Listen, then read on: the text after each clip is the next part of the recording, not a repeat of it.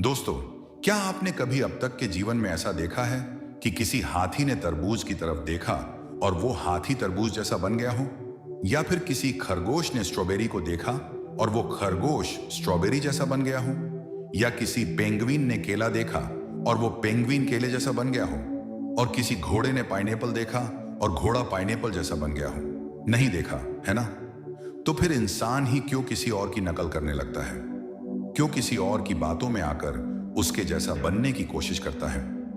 दोस्तों, हजारों सालों से इंसान अपने डर की वजह से एक कठपुतली बनकर रह गया है। कभी धर्म और समाज व्यवस्था की आचार संहिता के बदलते रूपों के कारण, तो कभी परिवार में बड़ों के गलत व्यवहार के चलते, यहां तक कि स्कूल में शिक्षकों या दोस्तों के बर्ताव से भी गहरी छाप मन पर पड़ जाती है। बचपन में उस नाजुक और कोमल चेतन मन पर जो असर होता है, वह इतनी गहराई तक जाता है कि मरते दम तक अवचेतन मन से उस छाप को मिटाना बेहद कठिन हो जाता है। हमारा मस्तिष्क एक बार जो सीख लेता है, उसे बदलना या नवीनीकरण करना नामुमकिन सा लगता है। लेकिन क्या वाकई यह इतना मुश्किल काम है? नहीं, इसमें कोई रहस्य नहीं है। यह बिल्कुल आसान है। जरूरत है बस सही तरीके से समझने और उस पर काम करने की। आपका इस बारे में क्या सोचना है? कमेंट में जरूर बताइएगा। दोस्तों, यह सच है कि कुछ चीजें हमारी और आपकी शक्ति से बाहर होती हैं। जैसे कि ग्रहों की चाल को हम बदल नहीं सकते, मौसम के बदलाव को रोक नहीं सकते, समुद्र और ज्वार भाटे के आकर्षण को नियंत्रित नहीं कर सकते, और न ही सूरज के उगने और डूबने के क्रम को बदल सकते हैं। इसके अलावा हम किसी और के मन और विचारों को भी बदलने में असमर्थ हैं। लेकिन क्या आप जानते हैं, खुद को बदलने की शक्ति आपके पास है।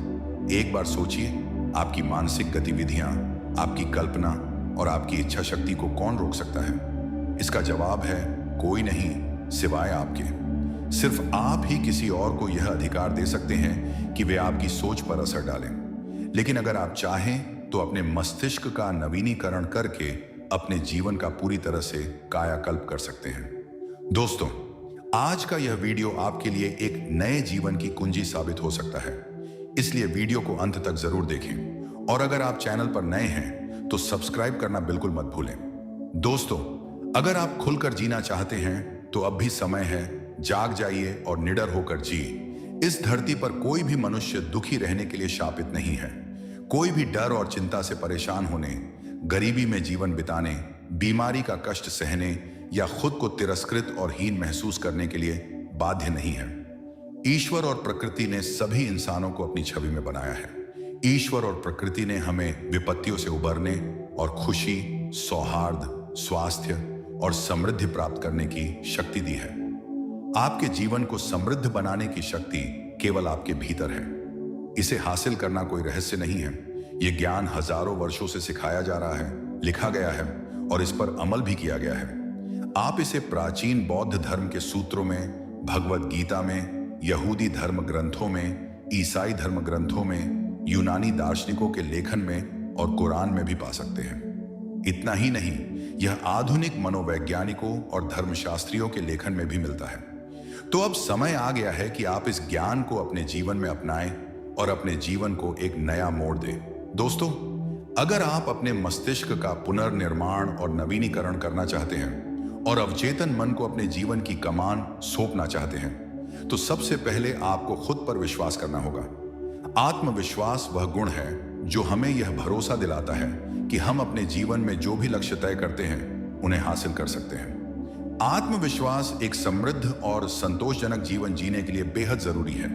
कई लोग अपने काम, व्यापार और यहां तक कि निजी जिंदगी में भी सफलता हासिल नहीं कर पाते, और इसका सबसे बड़ा कारण आत्मविश्वास की कमी है। लेकिन सवाल यह है कि आत्मविश्वास की कमी क्यों होती है? आमतौर पर इसके पीछे दो मुख्य कारण होते हैं। पहला, लोग अपने जीवन की शुरुआत में किसी गतिविधि में असफल हो जाते हैं और यह डर उनके मन में बैठ जाता है कि असफलता फिर से ना हो जाए। दूसरा, कई बार उनके माता पिता, स्कूल या समाज उनके प्रदर्शन से संतुष्ट नहीं रहते, जिससे उनमें हीन भावना विकसित हो जाती है। कुछ लोग थोड़ा बहुत सफल भी हो जाते हैं, लेकिन अगर बाद में असफलता का सामना करना पड़ता है तो वे इसे दिल पर ले लेते हैं। यही कारण है कि उनके हर काम में आत्मविश्वास की कमी नजर आने लगती है। अब सवाल यह उठता है कि क्या इसे बदला जा सकता है? बिल्कुल, इसे बदला जा सकता है। इस वीडियो में हम आत्मविश्वास बढ़ाने का मस्तिष्क का पुनर्निर्माण करने का और अवचेतन मन को अपने जीवन की कमान सौंपने का एक बेहतरीन और अचूक तरीके के बारे में जानेंगे। अगर आप भी आत्मविश्वास की कमी महसूस करते हैं तो यह वीडियो आपके लिए बेहद मददगार साबित होगा। दोस्तों, आत्मविश्वास आत्मसम्मान का एक महत्वपूर्ण हिस्सा है। अपने निर्णयों पर भरोसा करने से पहले आपको खुद पर भरोसा करना होगा। आपको सच में महसूस करना होगा कि आप एक मूल्यवान व्यक्ति हैं। अगर आत्मसम्मान नहीं होगा तो आप कैसे मानेंगे कि आपके निर्णय सही हैं? दोस्तों, अक्सर ऐसा होता है कि हम अपने बारे में जो सोचते हैं उससे ज्यादा ध्यान इस बात पर देते हैं कि दूसरे हमारे बारे में क्या सोचते हैं। लेकिन यह बिल्कुल भी जरूरी नहीं है कि आप लोग क्या कहेंगे की परवाह करें। लोग आपके बारे में या तो ज्यादा सोच सकते हैं या कम, लेकिन जब तक उन्हें आपके असली मूल्य का पता चलता है तब तक आपकी सफलता इस बात पर निर्भर करती है कि आप खुद के बारे में क्या सोचते हैं और अपने ऊपर कितना विश्वास रखते हैं। अगर कोई और आप पर यकीन ना करे फिर भी आप सफल हो सकते हैं, लेकिन अगर आप खुद पर यकीन नहीं करते तो सफलता पाना नामुमकिन है। चलिए दोस्तों, समझते हैं कि खुद के प्रति नकारात्मक भावनाओं से कैसे बाहर निकला जाए। आत्मसम्मान और आत्मविश्वास को बढ़ाने के लिए आपके अवचेतन मन की प्रोग्रामिंग में बदलाव जरूरी है और इसमें सिर्फ आपकी सच्ची प्रार्थना ही आपकी मदद कर सकती है। दोस्तों, आप कह सकते हैं कि आप प्रार्थना को आजमा कर देख चुके हैं। यह आपके लिए बिल्कुल काम नहीं करती है। दरअसल आत्मविश्वास की कमी और बहुत ज्यादा कोशिशों की वजह से आपको आपकी प्रार्थना का जवाब नहीं मिला है।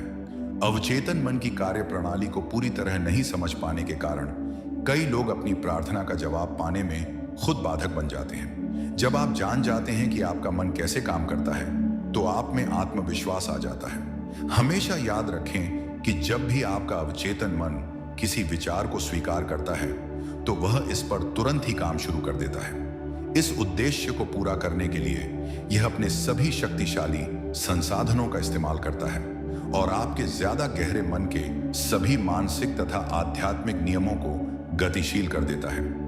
नियम हमेशा काम करता है, चाहे विचार अच्छे हों या बुरे।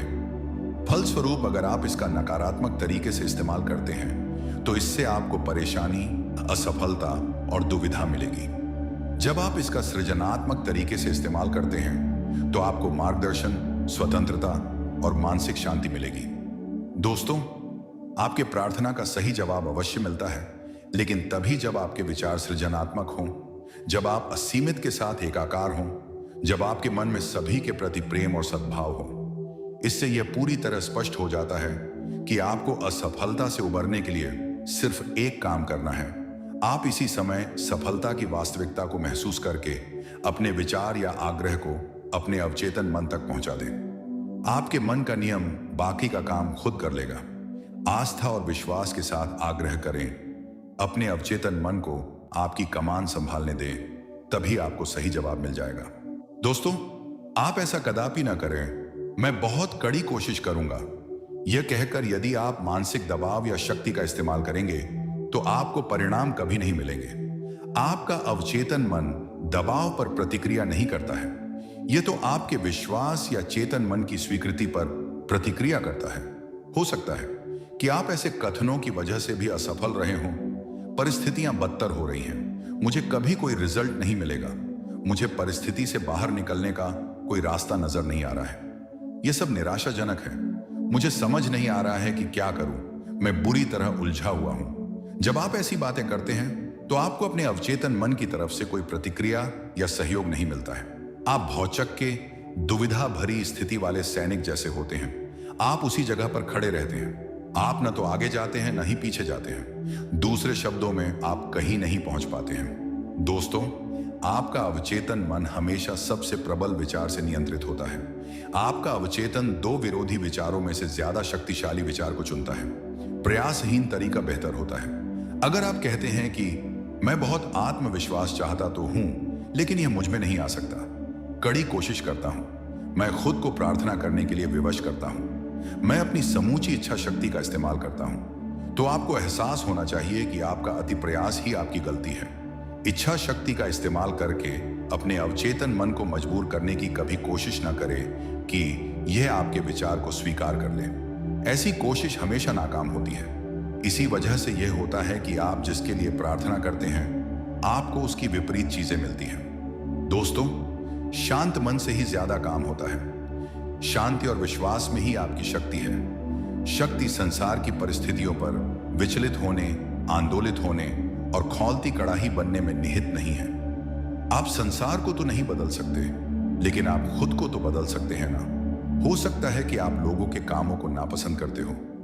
निश्चित रूप से लोग लूट मार, बलात्कार, हत्या जैसी चीजों को नापसंद करते हैं। आप वह सर्वश्रेष्ठ करते हैं जो आप कर सकते हैं। आप नेताओं को पत्र लिखते हैं, मतदान करते हैं, पुलिस के साथ सहयोग करते हैं आदि। सबसे अहम बात है अपने खुद के मन को शांत रखना। इसे असीमित के साथ एक रूप रखें, क्योंकि आंदोलन, उथल पुथल, विद्वेष, नफरत और क्रोध से समस्याएं नहीं सुलझती हैं। उनसे तो परिस्थितियां बदतर होती हैं। इस तरह आप सामूहिक मन में ज्यादा विषैले पदार्थ, गंदगी भर देते हैं। आप भलाई से ज्यादा अपना ही ज्यादा नुकसान कर रहे हैं। दोस्तों, यदि आपके मन में अशांति या खलबली है तो आप किसी की कोई मदद नहीं कर सकते। न सिर्फ आप में आत्मसम्मान और आत्मविश्वास की कमी होती है, बल्कि आप एक खराब साथी, खराब पिता और खराब सहकर्मी भी होते हैं। अपनी समस्याओं से निपटने में आप कितने सफल होते हैं, यह आपकी शांति, स्थिरता, मानसिक शांति, संतुलन के एहसास, अंतर्दृष्टि के एहसास और इस एहसास के सीधे अनुपात में होती है कि आपके भीतर एक असीम ईश्वरीय अवचेतन मन की प्रज्ञा है। यह मार्गदर्शन और दिशा देती है, आपके सामने आदर्श योजना पेश करती है और आपको दिखाती है कि आपको किस राह पर चलना चाहिए। दोस्तों, ईश्वरीय अवचेतन मन की प्रज्ञा आपके भीतर जीवित आत्मा के रूप में सर्वशक्तिमान है। यह संसार की एकमात्र सृजनात्मक शक्ति है। यह एक शक्ति है, 2 या 3 या 1000 शक्तियां नहीं है, सिर्फ एक है। आप इसे ईश्वर, अल्लाह या ब्रह्म कह सकते हैं। सिर्फ एक ही शक्ति है, सिर्फ एक ही सृजनात्मक शक्ति है। आपका विचार सृजनात्मक है, इसलिए अगर आप अच्छा सोचते हैं तो अच्छा परिणाम मिलेगा, और अगर आप बुरा सोचते हैं तो बुरा परिणाम मिलेगा। अगर आप कमी और जरूरत के बारे में सोचते हैं तो कमी और जरूरत का ही परिणाम मिलेगा। अगर आप ईश्वरीय अवचेतन मन की प्रज्ञा की दौलत के बारे में सोचते हैं तो दौलत मिलेगी। आपका विचार सृजनात्मक होता है। सिर्फ एक ही अभौतिक शक्ति है दोस्तों, जिसे आप जानते हैं, और वो है ईश्वरीय अवचेतन मन की प्रज्ञा ही है और कुछ नहीं। दोस्तों, आपको कौन शासित या नियंत्रित करता है? अपने बारे में आपके आकलन, आपके ब्लूप्रिंट और आपके विश्वास ही तो आपको नियंत्रित करते हैं ना। आपके बारे में किसी दूसरे व्यक्ति का विश्वास नहीं, बल्कि अपने बारे में आपका खुद का विश्वास। अगर कोई आपसे कहता है आप असफल हैं, आप कभी कुछ नहीं बन पाएंगे, तो क्या करें? खुद से कहें, मैं जीतने और सफल होने के लिए पैदा हुआ हूं। मैं सफल होकर रहूंगा। मैं उल्लेखनीय और अनूठे तरीके से सफल होने जा रहा हूं। सर्वशक्तिमान ईश्वरीय अवचेतन मन की प्रज्ञा की शक्ति मेरे भीतर प्रवाहित होती है। जब भी कोई व्यक्ति आपसे कहता है कि आप असफल होने जा रहे हैं, तो आपको कभी असफल न होने वाली सर्वशक्तिमान शक्ति में अपने विश्वास को मजबूत बनाने का अवसर मिलता है। दूसरे शब्दों में, आपको जागना होता है और लोगों को दोष देना छोड़ना होता है। परिस्थितियों को दोष देना छोड़ दें। दोष देने के लिए आपके सिवा और कोई है ही नहीं। निश्चित रूप से असफलताएं मिलेंगी, लेकिन इसका यह मतलब नहीं है कि आप असफल हो गए हैं। आपके भीतर असफलता को उलटने तथा सफलता की ओर बढ़ने की सृजनात्मक शक्ति है। कोई दूसरा व्यक्ति आपको नियंत्रित नहीं करता है। जब आप अनुमति देते हैं, तभी दूसरे व्यक्ति में आपसे चालाकी से काम निकाल लेते हैं। दोस्तों, आपको मिलने वाली हर सफलता के साथ आपके भीतर आत्मविश्वास बढ़ता है। कभी कभार की असफलता के बावजूद आपका आत्मविश्वास बढ़ता रहता है, क्योंकि आप जानते हैं कि ईश्वर की सृजनात्मक शक्ति अब भी आपके साथ है और आप इसमें तथा खुद में विश्वास करते हैं। आप वही हैं जो आप सोचते हैं कि आप हैं। आपके मन में अपनी जो छवि है, उसी के अनुरूप आप खुद को बनाते हैं। आत्मसम्मान तथा आत्मविश्वास और कुछ नहीं, बल्कि खुद के बारे में आपकी छवि का प्रक्षेपण है। जब आप शक्तिशाली सकारात्मक आत्म छवि कायम रखते हैं, तो आप ज्यादा खुश और ज्यादा सफल होंगे। एक ऐसा इंसान जो राह की बाधाओं को लांघने में सक्षम है, चाहे कितनी ही मुश्किल हो, और उन लक्ष्यों को हासिल करने में सक्षम है जो आपने अपने लिए तय किए हैं। दोस्तों, आपका मस्तिष्क एक रिकॉर्डिंग मशीन है और आपके द्वारा स्वीकार किए गए सारे विश्वास, छाप, राय और विचार आपके ज्यादा गहरे अवचेतन मन पर छाप छोड़ते हैं। लेकिन आप अपने मस्तिष्क को बदल सकते हैं। आप इसी समय अपने मन को उदात्त और ईश्वरीय अवचेतन मन की प्रज्ञा के विचारों से भर सकते हैं। इस तरह आप खुद को अपने भीतर की असीम आत्मा के सामंजस्य में ला सकते हैं। हमेशा सौंदर्य, प्रेम, शांति, बुद्धिमत्ता, सृजनात्मक विचारों का दावा करें, तभी आपके अवचेतन मन की प्रज्ञा इसी के अनुरूप प्रतिक्रिया करेगी तथा आपके मस्तिष्क, शरीर और परिस्थितियों का कायाकल्प कर देगी। आपका विचार आपकी आत्मा, आपके शरीर और भौतिक जगत के बीच का माध्यम है। आपका कायाकल्प तब शुरू होगा जब आप उन गुणों पर मनन करेंगे, सोचेंगे और अपनी मानसिकता में रखेंगे जिनका आप अनुभव करना चाहते हैं और जिन्हें आप व्यक्त करना चाहते हैं। सैद्धांतिक ज्ञान अच्छा और जरूरी है। हमें यह जानना चाहिए कि हम क्या कर रहे हैं और क्यों कर रहे हैं। बहरहाल वास्तविक कायाकल्प पूरी तरह से अंदरूनी उपहारों को प्रेरित सक्रिय करने पर निर्भर करता है। वे अदृश्य, अमूर्त और आध्यात्मिक शक्तियां जो हम में से प्रत्येक को पूरी तरह दी गई हैं, जो अतीत के दुख और कष्ट के बंधनों व दावों को अंततः पूरी तरह से तोड़ और घोल देता है। इसके अलावा यह दिल के घावों और भावनात्मक दर्द का उपचार करता है। दोस्तों, समस्त मानव प्राणी मानसिक शांति चाहते हैं और हमें इसकी जरूरत भी है, जो सबसे बड़ा उपहार है, ताकि हम इसे अपने परिवेश में ला सकें। मानसिक और भावनात्मक दृष्टि से दैवी शांति पर मनन करें। कल्पना करें कि यह हमारे दिलो दिमाग में भर रही है, हमारे पूरे अस्तित्व में सराबोर हो रही है। सबसे पहले कहे, शांति आपके घर में यानी आपके अवचेतन मन में आए। दोस्तों, आशा करते हैं कि आपको हमारा यह वीडियो जरूर पसंद आया होगा। कृपया एक लाइक करके अपनी राय हमें कमेंट बॉक्स में जरूर लिखिए, ताकि हम आपके लिए जल्द से जल्द और भी वीडियो अन्य विषयों पर आपके लिए लेकर आ सके। तो प्लीज सब्सक्राइब कीजिए ताकि हमारी आने वाली अगली वीडियो का नोटिफिकेशन आपको मिल सके, और इस वीडियो को अपने परिवार एवं अपने दोस्तों के साथ ज्यादा से ज्यादा शेयर कीजिए, ताकि वे भी अपने जीवन में इस वीडियो के माध्यम से कुछ सीख पाए। तो जल्द ही मिलते हैं दोस्तों हमारी अगली वीडियो में। तब तक अपना ख्याल रखिए। धन्यवाद।